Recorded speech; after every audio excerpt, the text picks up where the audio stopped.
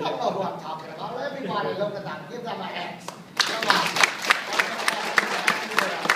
Very good, very good. They took your seats in your lap, so now you have to sit on my lap.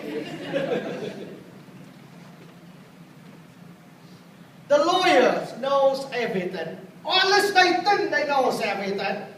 You know, you walk into their office, you see book of laws, you know, like 1 book, 2 books, 3 books. We don't know if they read it, but they have it in their office. Just like you walk into the priest's office, he has a lot of books. Doesn't mean he read it, but he had it. But lawyers, they knows a lot about the law. At least they know history of the law. That's why we come to them when we're in trouble. Today, we got a lawyer who came and asked Jesus a question. What do I need to do to have eternal life? The question you and I would ask every day. What do we need to do to have eternal life? The answer is simple. Jesus asked the man, because Jesus knows he's a lawyer, so he said, what do you learn? What do you read? The man said, oh my God, this question is easy. I knew it by heart. What do you have to do? You have to love the Lord your God with all your mind, all your heart, all your life. And then, love your neighbor as yourself. Jesus said, bravo! Well done, pretty good. Or if you're the Indian, pretty good, pretty good. Pretty good, huh? Pretty good. But then Jesus said, well, that's exactly what you need to do. But the lawyer, they don't easy to get the commandments from other people like that. They have a technique they call cross-examination. You know what I'm talking about, Faith? Yeah, cross-examination. So they asked Jesus, what do you mean by neighbor? Who is my neighbor? Please define that. Now the Jew asked that question doesn't mean he doesn't know the definition. Because he better read, because you know he's well-read.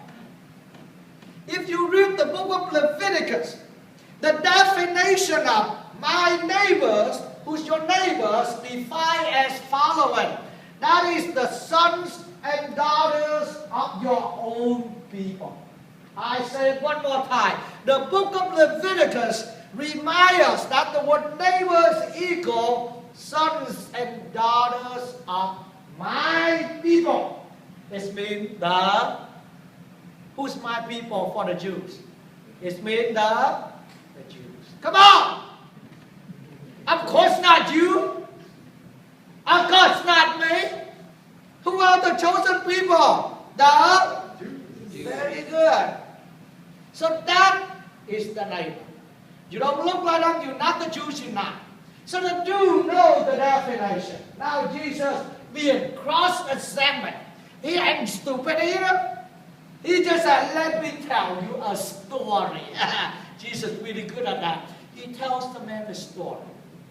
You see, Jesus, when we ask for who is my neighbor, we ask the question of the object of it.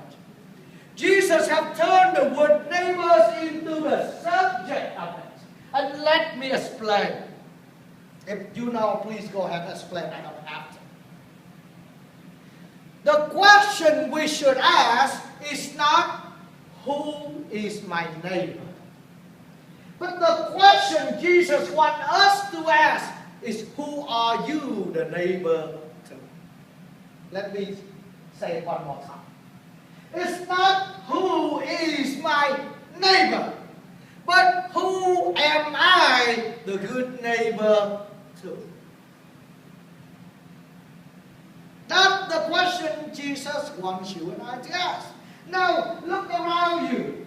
In this church, oh God, we get black, blue, green, yellow. What else do we got here? Gringos, Espanol, Filipinos, the two gringos here, there, the African American here, the funny looking back there. I mean, everybody here in this church. So if we define the word neighbors as the sons and daughters of my own people, and you and my neighbor, I'm look like you, I'm talk like you. In this parish right here, we have too much segregation there, right? But we don't. We are not looking for the definition of lawyer. We are already living it.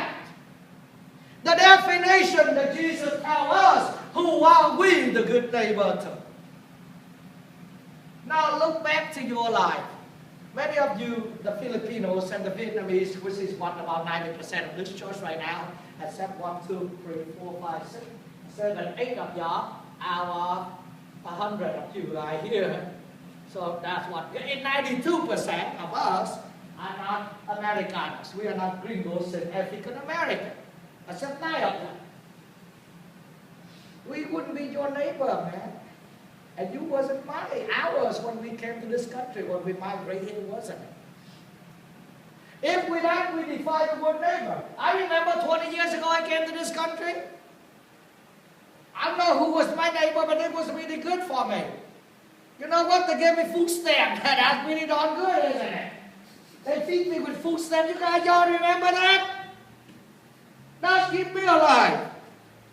And if there wasn't a good neighbor to me, I wouldn't be here standing in front of y'all. You know, I travel, give talks a lot. You know, many times the Vietnamese say, well, Father, you're pretty good. Why are you serving those American church?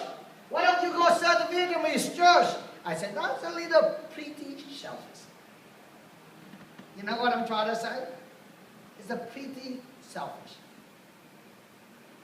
If they wasn't good to me, then I wouldn't be a priest.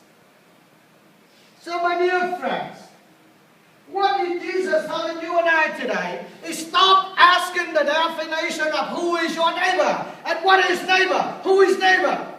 But Jesus asked you and I to ask the question, to whom are we the good neighbor to? That's the question. And then Jesus said what? Why did I say he make it become a subject? Because he turned around and he said that the last word in the gospel today, when they have a subject, what follow the subjects? A verb. Go is a verb. Do is a verb.